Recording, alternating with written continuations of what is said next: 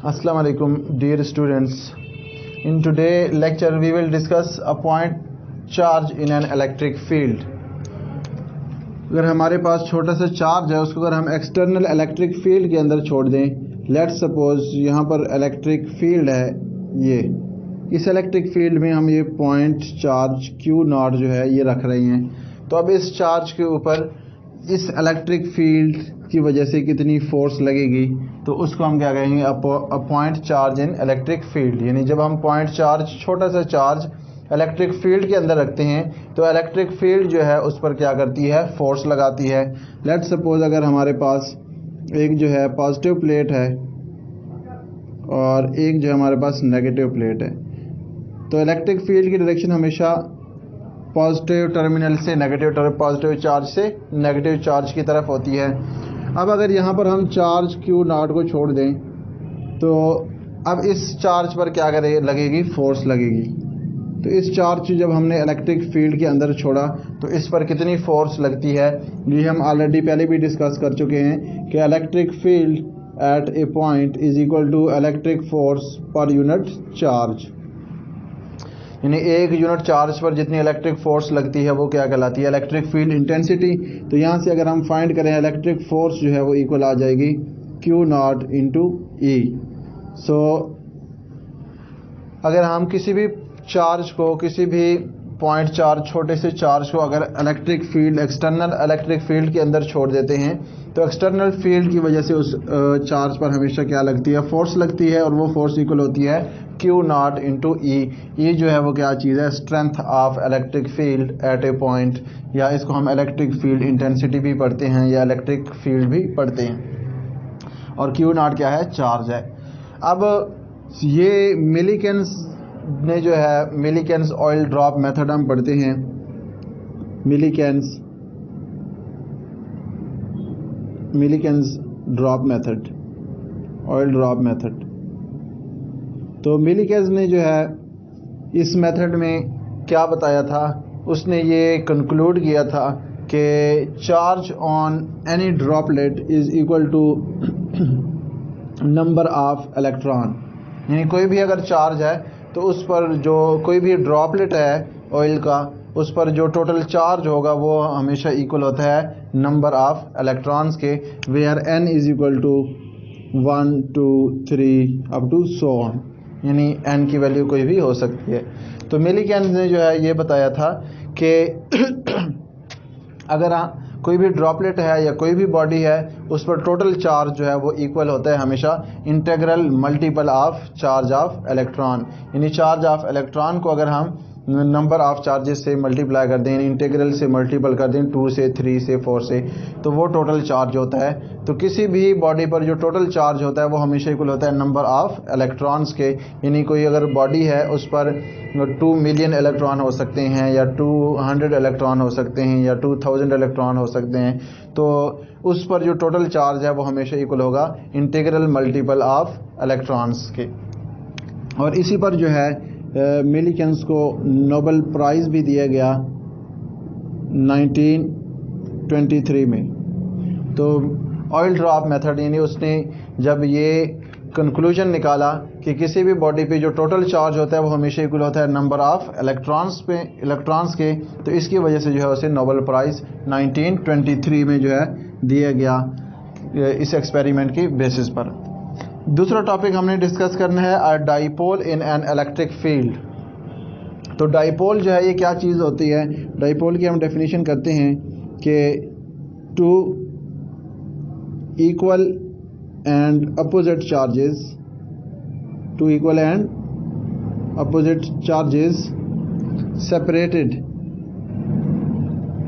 separated at a small distance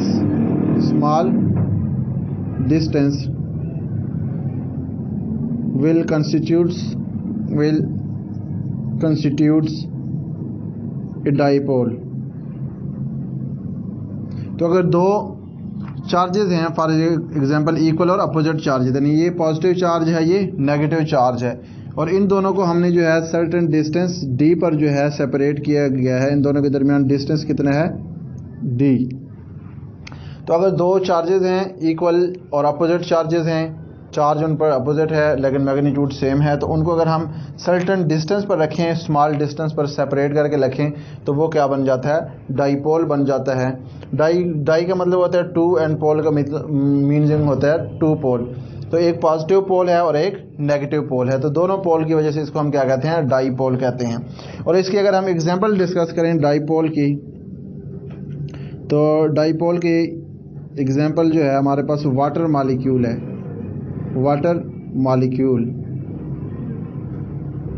यानी water molecule जो है उसमें एक ऑक्सीजन एटम होता है और दो जो है उसके साथ क्या होते हैं, हाइड्रोजन एटम होते हैं।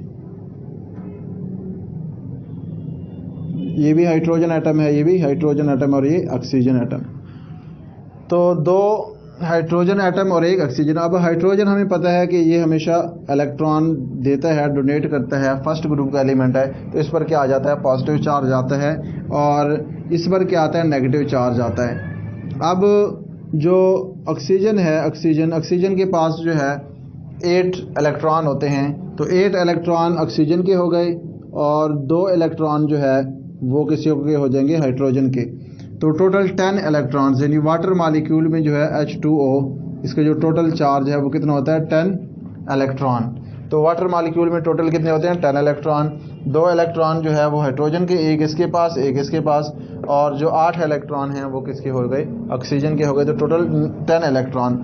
अब 10 इलेक्ट्रॉन में जो 5 इलेक्ट्रॉन यानी 4 इलेक्ट्रॉन होते हैं, 4 इलेक्ट्रॉन वो ऑक्सीजन की साइड पर होते हैं, इधर से भी 4 इलेक्ट्रॉन ऑक्सीजन की साइड पर होते हैं, और एक इलेक्ट्रॉन जो है वो हाइड्रोजन के साथ होता है। तो अब इसका मतलब है कि जो ज़्यादातर इलेक्ट्रॉन्स हैं वो किसकी साइड पर होते हैं, ऑक्सीजन की साइड पर होते हैं। इसलिए ऑक्सीजन की साइड वाला जो पोल है उस पर नेगेटिव चार्ज आता है, और जो हाइड्रोजन के करीब वाला पोल होगा उस पर क्या आएगा, पॉजिटिव चार्ज आएगा। तो इस तरह जो है ये क्या बन जाता है, डाईपोल बन जाता है। यानी इसमें एक पॉजिटिव पोल क्रिएट हो जाता है और एक नेगेटिव पोल क्रिएट हो जाता है, तो इसको हम क्या कहते हैं, डाईपोल। अब डाईपोल मूवमेंट जो है हम एक फैक्टर पढ़ते हैं, डाईपोल मूवमेंट, जिसको हम P से रिप्रेजेंट करते हैं, P, डाईपोल मूवमेंट। तो डाईपोल मूवमेंट जो है ये हमेशा डाईपोल मूवमेंट की जो डायरेक्शन होती है वो नेगेटिव चार्ज से पॉजिटिव चार्ज की तरफ होती है। और डाईपोल मूवमेंट की हम डेफिनेशन करते हैं कि अ पोजीशन वेक्टर या a vector which always point out from negative charge to positive charge in a dipole.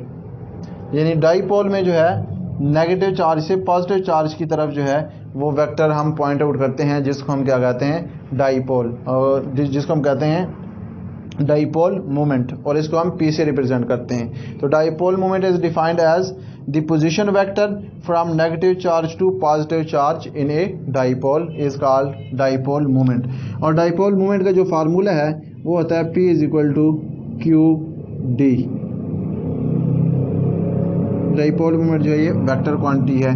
तो Q क्या है, चार्ज है, और D जो है क्या है, डिस्टेंस है बिटवीन चार्जेस। तो डाइपोल मोमेंट का फार्मूला होता है P = QD। D जो है वो डिस्प्लेसमेंट है बिटवीन 2 पॉइंट चार्जेस। तो ये इस तरह हमारे पास क्या बन जाता है, डाईपोल बन जाता है किस चीज़ में, वाटर मॉलिक्यूल्स में। तो ये क्या है, प्रैक्टिकल एग्जांपल है किस चीज़ की, डाईपोल की। अब हम डाईपोल, चूँकि एक पॉजिटिव पोल होता है एक नेगेटिव पोल होता है, तो डाईपोल में जो है रोटेशन भी हो सकती है अगर हम इसको एक्सटर्नल फील्ड के अंदर रख दें। जब भी हम किसी डाईपोल को एक्सटर्नल फील्ड के अंदर रखेंगे जहाँ पर कोई और फील्ड होगी, तो वो फील्ड इस डाईपोल पर हमेशा क्या करेगी, फोर्स लगाएगी। तो उस फोर्स की वजह से जो है इस डाईपोल में क्या आएगी, रोटेशन आएगी, जिसकी वजह से क्या चीज़ प्रोड्यूस होगा, टॉर्क प्रोड्यूस होगा। तो टॉर्क इन ए डाईपोल,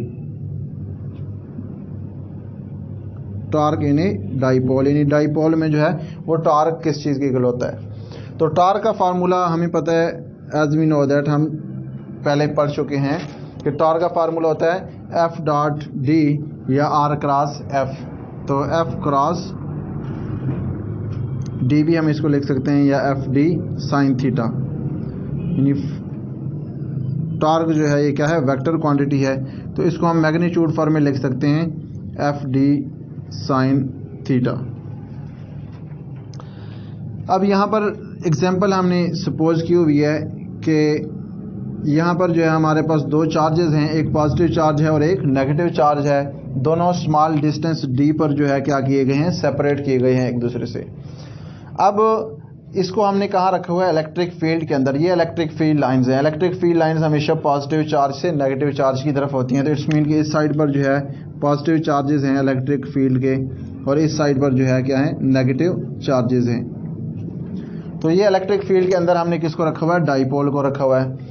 अब चूंकि ये पॉजिटिव चार्ज है, पॉजिटिव चार्ज को नेगेटिव चार्ज जो है क्या करेगा, अट्रैक्ट करेगा। तो इसलिए ये क्या करेगा, इस डायरेक्शन में रोटेट करेगा। और यहाँ पर नेगेटिव चार्ज है, नेगेटिव चार्ज को जो है इलेक्ट्रिक फील्ड का पॉजिटिव चार्ज है वो क्या करेगा, अट्रैक्ट करेगा। तो इस तरह ये क्या करेगा, रोटेशन करेगा। इस पर जो इलेक्ट्रिक फोर्स लग रही है इस चार्ज पर, वो इस डायरेक्शन में लग रही है, क्योंकि हमने पढ़ा हुआ है कि जो इलेक्ट्रिक फील्ड इंटेंसिटी की डायरेक्शन होती है, इलेक्ट्रिक फील्ड इंटेंसिटी की, वो पॉजिटिव चार्ज से नेगेटिव चार्ज की तरफ होती है, और against the negative charge to positive charge. यानी अगर पॉजिटिव चार्ज इस डायरेक्शन में मूव करता है तो इलेक्ट्रिक फील्ड इंटेंसिटी की भी यही डायरेक्शन होती है। नेगेटिव चार्ज इस डायरेक्शन में मूव करता है तो इसमें जो इलेक्ट्रिक फील्ड है उसकी डायरेक्शन ये होगी, अपोजिट होगी। तो यहाँ पर अगर हम देखें तो ये पॉजिटिव चार्जेस हैं, पॉजिटिव चार्जेस इस साइड पर मूव करेंगे तो इस पर जो फोर्स लगेगी वो इसी अपोजिट डायरेक्शन में होगी। जिस डायरेक्शन में नेगेटिव चार्ज मूव करता है इलेक्ट्रिक फील्ड इंटेंसिटी उसके अपोजिट डायरेक्शन में होती है। तो इलेक्ट्रिक चार्ज यहाँ पर इस डायरेक्शन में जब मूव करेगा तो इलेक्ट्रिक फोर्स इस पर इस डायरेक्शन में लग रही है। यहाँ पर पॉजिटिव चार्ज इस डायरेक्शन में मूव करेगा तो इलेक्ट्रिक फील्ड इंटेंसिटी की भी यही डायरेक्शन होगी। तो यहाँ पर ये डाइपोल क्या करेगा, ऐसा ऐसा रोटेट करना शुरू करेगा, क्योंकि इस पर यहाँ पर फोर्स इस डायरेक्शन में फोर्स लग रही है, और यहाँ पर जो है ये नेगेटिव चार्ज है। तो नेगेटिव चार्ज के against electric field, negative charge इधर को मूव करेगा क्योंकि इलेक्ट्रिक फील्ड इस डायरेक्शन में है। जो इलेक्ट्रिक फील्ड है वो नेगेटिव चार्ज के हमेशा अगेंस्ट डायरेक्शन में क्या करती है, मूव करती है। यहाँ पर पॉजिटिव चार्ज है, ये पॉजिटिव चार्ज भी इधर ही मूव करेगा, इस पर फोर्स भी इसी डायरेक्शन में लगेगी। ये नेगेटिव चार्ज इस डायरेक्शन में मूव करेगा तो इस पर फोर्स जो है अपोजिट डायरेक्शन में लग रही है इलेक्ट्रिक फील्ड इंटेंसिटी की। तो अब इन दोनों फोर्सेस की वजह से जो है डाइपोल क्या करेगा, रोटेट करेगा। जब डाइपोल रोटेट करेगा तो डाइपोल की रोटेशन की वजह से क्या चीज़ प्रोड्यूस होगा, टॉर्क प्रोड्यूस होगा। अब यहाँ पर जो इलेक्ट्रिक फील्ड इंटेंसिटी की डायरेक्शन है इलेक्ट्रिक फील्ड की, वो पॉजिटिव से नेगेटिव की तरफ है, ये हमने पॉइंट आउट किया हुआ है। और यहाँ पर ये जो डायरेक्शन है ये किस चीज़ की डायरेक्शन है, डाइपोल मूवमेंट की डायरेक्शन, क्योंकि डाइपोल मूवमेंट की डायरेक्शन हमेशा नेगेटिव चार्ज से पॉजिटिव चार्ज की तरफ होती है। तो यहाँ भी ये नेगेटिव चार्ज से पॉजिटिव चार्ज की तरफ डाइपोल मूवमेंट पी की जो है क्या होगी, डायरेक्शन होगी। अब यहाँ पर जब रोटेशन होगी तो रोटेशन की वजह से क्या चीज़ प्रोड्यूस होगी, टॉर्क प्रोड्यूस होगा। तो डाइपोल में कितना टॉर्क प्रोड्यूस होता है। अब फोर्स की वैल्यू जो है हमें पता है, F इजिकल टू क्या होता है, Q नॉट इंटू ई। तो फोर्स की जगह हम पुट कर देंगे Q नॉट इंटू ई, और D, अगर डाइपोल मूवमेंट से हम D की वैल्यू निकालें तो D इजिकल टू आ जाएगा डाइपोल मूवमेंट ओवर चार्ज, इसको भी हम Q नॉट ही कह देते हैं। तो डाइपोल मूवमेंट ओवर चार्ज, तो D की जगह मैं पुट कर दूंगा P ओवर। तो यहाँ पर जो है टॉर्क की वैल्यू आ जाएगी E P into sine theta.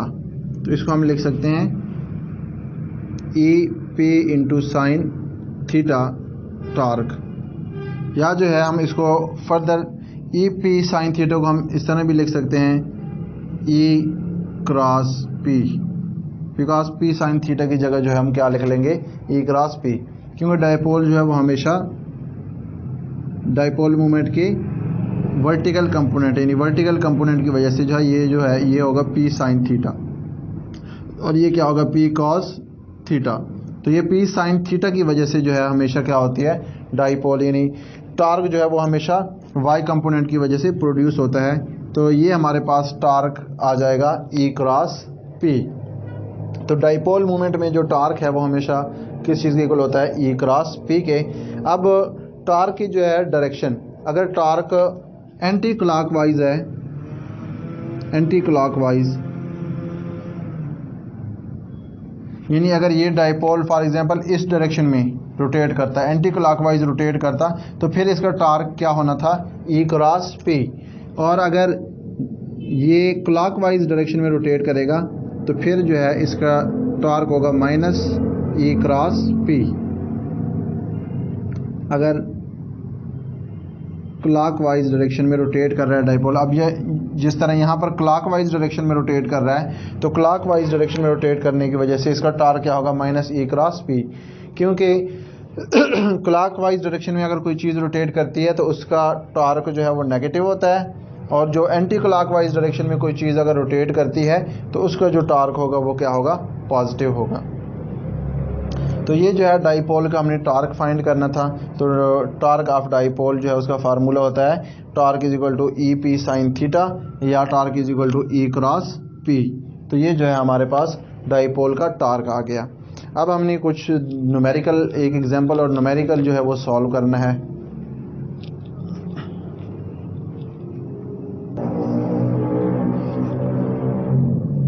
Now we will discuss the problem number 33। Problem number 33 में जो है हमें गिवन है कि एक स्मॉल चार्ज है डी क्यू स्मॉल चार्ज है, कितने डिस्टेंस पर है, डी एक्स डिस्टेंस, यानी स्मॉल डिस्टेंस जो हमने उसका लिया है डी एक्स है, और चार्ज जो है वो कितना है डी क्यू। जिस तरह जस्ट लाइक हमने जो है रिंग ऑफ चार्ज या दूसरा जो हमने डिस्क ऑफ चार्ज में लिया था स्मॉल एलिमेंट्स जिसकी लेंथ डी एस थी और उस पर चार्ज कितना था डी क्यू। अब कहता है कि इस चार्ज की वजह से पॉइंट पी पर जो है हमने क्या फाइंड करना है, इलेक्ट्रिक फील्ड फाइंड करनी है। तो पॉइंट पी पर इसकी इलेक्ट्रिक फील्ड ये होगी। अब पॉइंट पी पर हमने इसकी वजह से इलेक्ट्रिक फील्ड फाइंड करनी है, और इलेक्ट्रिक फील्ड का हमने एक्स कंपोनेंट और वाई कंपोनेंट फाइंड करना है कि इलेक्ट्रिक फील्ड का जो एक्स कंपोनेंट और वाई कंपोनेंट है वो कितना एंगल बना रहा है इस एक्स एक्सिस के साथ। तो ये हमने जो है इसमें क्या करना है, प्रूफ करना है। तो ये चार्ज डी क्यू है, इसकी वजह से इलेक्ट्रिक फील्ड ये होगी इस डायरेक्शन में। अब अगर इस डायरेक्शन में हम इस इलेक्ट्रिक फील्ड को कंपोनेंट्स में डिवाइड करेंगे तो इसके दो कंपोनेंट्स बनेंगे, एक जो है थीटा के सामने वाला कंपोनेंट यानी वाई कंपोनेंट, और एक जो है हमारे पास बनेगा एक्स कंपोनेंट। ये यानी ये जो है डी ई साइन थीटा ये वाई कंपोनेंट है, और ये जो है ये x component D E cos theta. तो ये दो हमने क्या करने हैं, कंपोनेंट्स इसके फाइंड करने हैं, यानी हमने इसका वाई कंपोनेंट फाइंड करना है इलेक्ट्रिक फील्ड का, और इलेक्ट्रिक फील्ड का एक्स कंपोनेंट जो अब हमने फाइंड करना है। तो अगर हम इसको वेक्टर में ड्रा करें तो ये जो है इसका डायग्राम आ जाएगा। अब यहाँ पर देखें जो वाई एक्सिस है हमारे पास वो डाउनवर्ड है वाई एक्सिस, तो अपवर्ड जो है वो क्या है, नेगेटिव वाई एक्सिस है। तो इसका जो एक कंपोनेंट है वो नेगेटिव वाई एक्सिस की डायरेक्शन में आ रहा है, और ये एक्स एक्सिस है, और इसका जो दूसरा कंपोनेंट है वो नेगेटिव वाई एक्सिस, यानी यहाँ इस साइड पे पॉजिटिव एक्स एक्सिस है, इस साइड पर क्या होगा नेगेटिव एक्स एक्सिस। तो वो नेगेटिव एक्स एक्सिस की साइड पर आ रहा है। तो ये दो कंपोनेंट्स जो है हमने क्या करने हैं, फाइंड करने हैं इलेक्ट्रिक फील्ड के। अब अगर हम यहाँ पर देखें लाइन एलिमेंट जो है डी है, तो ये थीटा के सामने वाला साइड जो है ये क्या होता है, परपेंडिकुलर। तो ये वाला साइड जो है ये रिप्रेजेंट कर रहा है किस चीज़ को, डी एक्स साइन थीटा, और ये जो साइड है ये रिप्रेजेंट कर रहा है डी एक्स कॉस थीटा। यानी डी एक्स के भी हमने दो कंपोनेंट्स बना लिए डी एक्स के, एक जो है डी एक्स साइन थीटा और एक जो है हमने बना लिया डी एक्स कॉस थीटा। और यहाँ पर जो हम लीनियर चार्ज डेंसिटी होता है चार्ज पर यूनिट लेंथ। तो डी क्यू अगर हम निकालेंगे तो D Q is equal to आ जाएगा लैम्डा इंटू डी एक्स। ये हम ऑलरेडी पहले भी सॉल्व कर चुके हैं। अब एज वी नो दैट के जो एक्स कंपोनेंट में एक्स कंपोनेंट होगा इलेक्ट्रिक फील्ड का जो एक्स कंपोनेंट होगा, तो x component of electric field की वैल्यू क्या होती है, 1/4 pi epsilon naught q over are square. तो क्यू की जगह हमने क्या पुट किया, लैम्डा डी एक्स। ठीक है, तो एक्स एक्सिस की डायरेक्शन में देखें, एक्स एक्सिस की डायरेक्शन में डी एक्स का कौन सा कंपोनेंट आ रहा है, डी साइन थीटा। तो इसलिए हम डी एक्स की जगह क्या लिख देंगे, डी एक्स साइन थीटा, क्योंकि एक्स एक्सिस में जो डी एक्स का है वो कौन सा कंपोनेंट आ रहा है, डी एक्स साइन थीटा आ रहा है। तो डी एक्स की जगह हमने क्या लिख दिया, d x sine theta over are square. Negative sine क्यों आ रहा है, नेगेटिव साइन इसलिए आ रहा है कि यहाँ पर जो फील्ड है वो क्या है, अपोजिट अगेंस्ट दी एक्सिस है, यानी पॉजिटिव एक्स एक्सिस इस डायरेक्शन में है, नेगेटिव एक्स एक्सिस इस डायरेक्शन में है। तो नेगेटिव एक्स एक्सिस की डायरेक्शन में जो है वो कंपोनेंट हम क्या कर रहे हैं, फाइंड कर रहे हैं। तो इसलिए हम उसको क्या लिखेंगे, माइनस। तो -1/4πε0 lambda D x sine theta over are square. अब यहाँ पर जो है हम एक सुपोजिशन करते हैं। अगर हम कॉस थीटा की वैल्यू फाइंड करें तो फ्रॉम फिगर कॉस थीटा जो है वो इक्वल होता है हमेशा बेस ओवर हाइपोटेन्यूज, क्योंकि थीटा के सामने वाला साइड जो है वो हमेशा क्या होता है, परपेंडिकुलर होता है। तो ये परपेंडिकुलर हो गया, ये बेस और ये हाइपोटेन्यूज। तो base over hypotenuse, r over small r. अगर स्मॉल आर की वैल्यू हम फाइंड करें यहाँ से तो वो आ जाएगा आर ओवर कॉस थीटा। तो ये हमारे पास वैल्यू आ जाएगी किसकी, स्मॉल आर की। और dx जो है, dx को हम कन्वर्ट करेंगे किस चीज़ में, क्योंकि हमने लिमिट्स लेनी है। तो लिमिट्स अगर हम देखें यहाँ पर अगर पॉइंट P यहाँ पर हो तो एंगल कितना होगा, 0 डिग्री। और पॉइंट P जब यहाँ पर है तो अब जो है एंगल कितना है, एक्स एक्सिस के साथ 90 डिग्री का एंगल बना रहे हैं। यानी पॉइंट P को अगर हम यहाँ पर लेंगे तो एक्स एक्सिस के साथ इसका एंगल 0 डिग्री होगा। यहाँ पर जब हम ले रहे हैं तो अब इसका एक्स एक्सिस के साथ एंगल कितना है, 90 डिग्री। तो लिमिट जो है वो हम लेंगे कहाँ से, 0 डिग्री से 90 डिग्री तक। जब हम इसको टोटल इंटीग्रेट करेंगे, क्योंकि ये एक कंपोनेंट है, बहुत सारे इस तरह कंपोनेंट होंगे, तो उन तमाम के फील्ड को हम क्या करेंगे, इंटीग्रेट करेंगे, तो टोटल फील्ड आ जाएगी। अब आर की वैल्यू, स्मॉल आर की वैल्यू हमने निकाल ली है, आर ओवर कॉस थीटा, ये इसकी वैल्यू आ गई। तो अब डी एक्स जो है, अगर डी एक्स की वैल्यू हम निकालें तो D X is equal to आ जाएगा हमारे पास, D X is equal to, यहाँ पर अगर हम टेंजेंट थीटा की वैल्यू निकालें तो टेंजेंट थीटा इक्वल होता है परपेंडिकुलर ओवर बेस। तो परपेंडिकुलर जो है वो एक्स है और बेस जो है वो क्या है, आर। तो tangent theta is equal to perpendicular x over base R. यह एक्स इज इक्वल टू आ जाएगा, एक्स इज इक्वल टू आ जाएगा आर टेंजेंट थीटा। अगर हम डेरिवेटिव लेंगे दोनों साइड पे तो D X is equal to आ जाएगा आर इंटू टेंजेंट थीटा। इसको अगर हम डेरिवेटिव करेंगे तो इससे हमारे पास आ जाएगा सीकेंड स्क्वायर थीटा, यानी टेंजेंट थीटा का जो डेरिवेटिव होता है वो सीकेंड स्क्वायर, और सीकेंड स्क्वायर होता है 1 ओवर कॉस स्क्वायर थीटा। तो 1 over cos square theta into further D theta. तो ये किसकी वैल्यू आ जाएगी, डी एक्स की वैल्यू आ जाएगी। तो डी एक्स की वैल्यू हम ये पुट करेंगे, स्मॉल आर की वैल्यू हम ये पुट करेंगे इक्वेशन नंबर 1 में, तो देन हमारे पास जो है वो रिज़ल्ट आ जाएगा।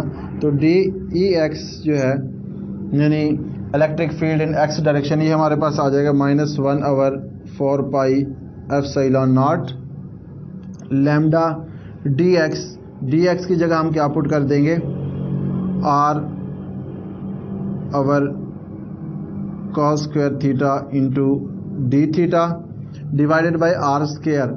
आर स्क्वायर की वैल्यू क्या आ जाएगी, आर स्क्वायर की वैल्यू आ जाएगी, इसके स्क्वायर है तो दोनों साइड पे स्क्वायर लेंगे तो ये आ जाएगा R square over cos square theta है तो ऊपर जाके प्लस हो जाएगा, मल्टीप्लाई हो जाएगा cos square theta. Cos square theta से जो है क्या हो जाएगा, कैंसिल हो जाएगा, और एक आर जो है एक आर से क्या हो जाएगा, कट जाएगा। तो ये हमारे पास जो है क्या रह जाएगा, डी थीटा रह जाएगा, और साथ में वैल्यू हमारे पास किसकी थी, साइन थीटा की। तो ये आ जाएगा -1 over 4πε0 lambda over R into जो है हम इंटीग्रेट करेंगे इसको कहाँ से, 0 से π/2 90 डिग्री तक, क्योंकि एंगल 0 से कितना बन रहा है, π/2 90 डिग्री। तो टोटल एंगल, और साथ में आ जाएगा sine theta into d theta. अब अगर इसका हम डेरिवेटिव लें तो ये आ जाएगा -1 over 4πε0 lambda over R sine theta का जो है वो इंटीग्रेशन लें तो वो आती है कॉस थीटा। तो कॉस थीटा जो है माइनस कॉस थीटा, जब इसकी इंटीग्रेशन हम लेंगे साइन थीटा की वो क्या आएगी, माइनस कॉस थीटा। तो माइनस कॉस थीटा को फिर हम क्या करेंगे, लिमिट उसमें पुट करेंगे, तो इसमें आ जाएगा, इसकी इंटीग्रेशन आ जाएगी माइनस कॉस थीटा, और लिमिट हमने कहाँ से लेनी है, 0 से π/2। तो जब इसमें हम पुट करेंगे अपर लिमिट यानी कॉस 90 0 हो जाएगा, माइनस लोअर लिमिट कॉस 0 क्या आ जाएगा 1, तो -1। तो ये हमारे पास माइनस माइनस प्लस 1 आ जाएगा, तो ये आ जाएगा -1/4 एप्सिलॉन नॉट तो लैम्डा ओवर आर। ये हमारे पास इलेक्ट्रिक फील्ड आ जाएगी किसमें, एक्स डायरेक्शन में। सिमिलरली अगर हम इलेक्ट्रिक फील्ड जो है वो फाइंड करें वाई डायरेक्शन में, तो फिर जो है हमारे पास D E Y electric field in Y direction, वो भी हमारे पास सेम टू सेम ही आएगी -1/4 epsilon naught lambda over are.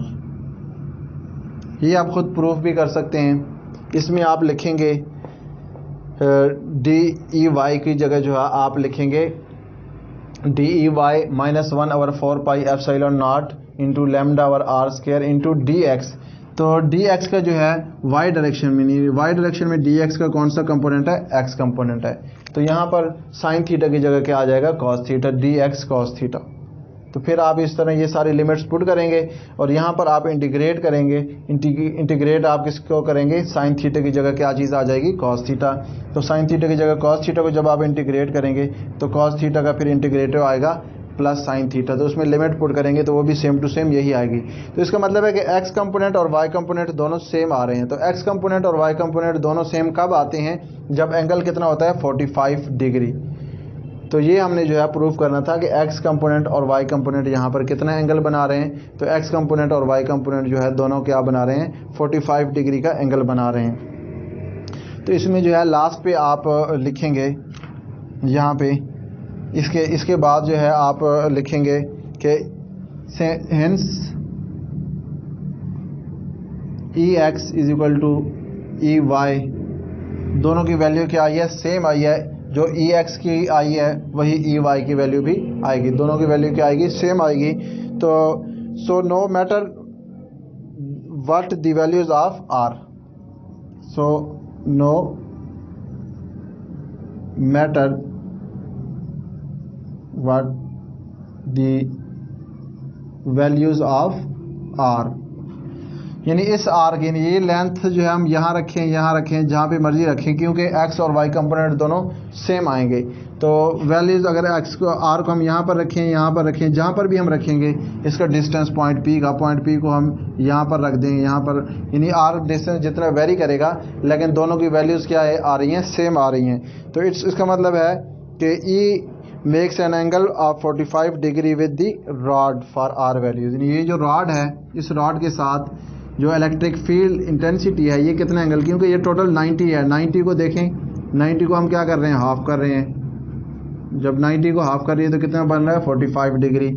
So E will makes the angle theta is equal to 45 degree with the rod, यानी इलेक्ट्रिक फील्ड इंटेंसिटी जो है वो इस रॉड के साथ कितना एंगल बनाएगी, 45 डिग्री का एंगल बनाएगी। तो ये जो है हमने क्या करना था, प्रूफ करना था। एक और सिंपल सी एग्जांपल है, अ न्यूट्रल वाटर मॉलिक्यूल। ये हम ऑलरेडी जो है फिगर पहले भी ड्रा कर चुके हैं कि ये ऑक्सीजन है और इसके साथ जो है ये हाइड्रोजन है। तो हाइड्रोजन पे क्या होता है, पॉजिटिव चार्ज होता है और ऑक्सीजन पे नेगेटिव चार्ज होता है। तो ये इसके दरमियान कहते हैं वाटर मॉलिक्यूल है। तो वाटर मॉलिक्यूल्स में पॉजिटिव चार्ज और नेगेटिव चार्जेस के दरमियान जो डिस्टेंस होगा d, ये हमने क्या करना है, फाइंड करना है। यानी इन दोनों के दरमियान डिस्टेंस कितना होगा। दोनों के दरमियान जो डाइपोल मूवमेंट है वो गिवन है हमें कि dipole movement 6.2 10⁻³ coulomb into metre, ये हमें दी गई है। और how far apart are the molecule centres of positive and negative charges, यानी ये जो हमारे पास डाइपोल बन रहा है और ये जो डाइपोल बन रहा है, तो इन डाइपोल्स के दरमियान जो डिस्टेंस है d, ये हमने क्या करना है, फाइंड करना है। दोनों का डिस्टेंस जो है वो क्या होगा, सेम होगा। तो दोनों का डिस्टेंस हमने फाइंड करना है। तो एज वी नो दैट, हमें पता है कि डाइपोल मोमेंट का फार्मूला होता है हमारे पास P = Q × D। अब Q यहाँ पर चार्ज हम ऑलरेडी डिस्कस कर चुके हैं कि हेयर इन वाटर मॉलिक्यूल्स में जो चार्ज होता है टोटल, वो कितना होता है, 10 इलेक्ट्रॉन्स। क्योंकि यहाँ पर 8 इलेक्ट्रॉन ऑक्सीजन के होते हैं और एक हाइड्रोजन का, तो टोटल इलेक्ट्रॉन 10 होते हैं। तो 10 इलेक्ट्रॉन, तो 10 इलेक्ट्रॉन को हम लिखेंगे 10 multiply by 1.6 10 power minus 19 coulomb. तो ये चार्ज आ जाएगा और डाइपोल मोमेंट दी गई है, डिस्टेंस हम फाइंड कर सकते हैं। तो D इज इक्वल टू आ जाएगा डाइपोल मोमेंट ओवर चार्ज। तो डाइपोल मोमेंट गिवन है 6.2 10 power minus 30 coulomb into metre divided by charge जो है ये 10 इससे मल्टीप्लाई होगा तो ये हो जाएगा 1.6 10 पावर माइनस 18, क्योंकि वो माइनस 19 प्लस 1 कितना हो जाएगा माइनस 18। तो इसको अगर हम डिवाइड करेंगे तो डिस्टेंस जो है हमारे पास आ जाएगा 3.9 10 power minus 12 metre, 3.9 10 power minus 12 metre, या जो है हम इसको लिख सकते हैं 3.9 पिकोमीटर, क्योंकि 10 पावर माइनस 12 जो है ये इक्वल होती है पिको के। So this will be the distance between the charges of a dipole constitute by a water molecules. तो जो वाटर मॉलिक्यूल डाइपोल बना रहा है उसके चार्जेस के दरमियान, यानी पॉजिटिव और नेगेटिव चार्जेस के दरमियान जो डिस्टेंस होगा वो कितना होगा 3.9 पिकोमीटर्स। सो आई होप कि आपको ये समझ आ गए होंगे। इसका जो ये वाई पार्ट है ये आपने खुद फाइंड कर लेना है, ये मैंने बता दिया है कि यहाँ पर आपने -1/4 pi epsilon naught lambda dx over r square into dx sine theta, ये x एक्सिस के अकॉर्डिंग जो है कंपोनेंट था dx का, और y एक्सिस के अकॉर्डिंग जो dx का कंपोनेंट है वो क्या है dx cos थीटा। तो इसलिए dy जब आप लिखेंगे dy तो उसमें आप लिखेंगे 1/4 pi epsilon naught lambda dx cos theta over r square. ठीक है, तो वो बाकी आपने सेम से सोल्यूशन करनी है, सिर्फ यहाँ जो हमने इंटीग्रेशन लिया था साइन थीटा का वो इंटीग्रेशन आ जाएगा cos